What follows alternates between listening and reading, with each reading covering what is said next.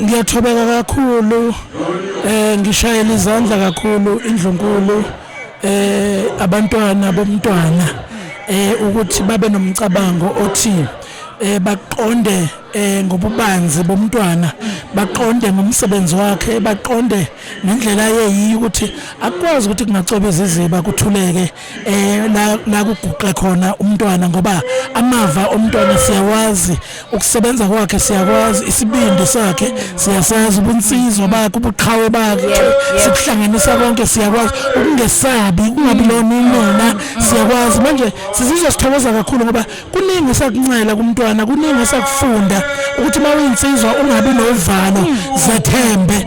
Manje sizwe sithokoza, sijabula kakhulu makukhunjulwa iqhawe elinjengomntwana umntwana kwayiphethe.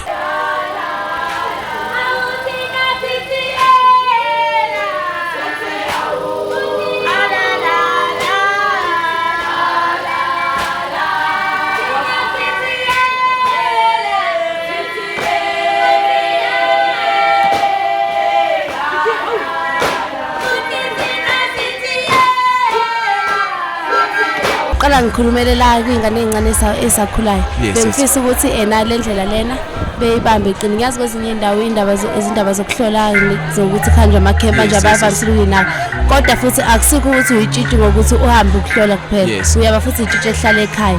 Phinde futhi ngikhukumezele nalabo esesazi ukuthi abasesiwa amatshitshi akonakele lutho, impilo nje yaqhubeka, uyafunda uyikwazi uyimela futhi uqhubeke phambili nempilo.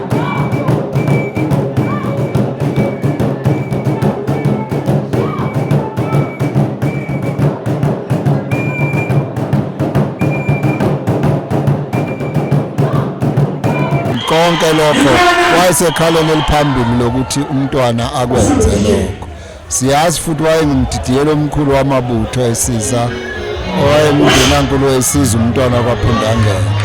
Kanti futhi wayebambe iqhaza eliphambili kakhulu yokuba ahlanganise nayo indlunkulu yonke kwaZulu ukuba ingehlukani kodwa isebenze ibe umqondo munye ukuze ibe sekhaleni eliphambili phela lokuhola isizwe.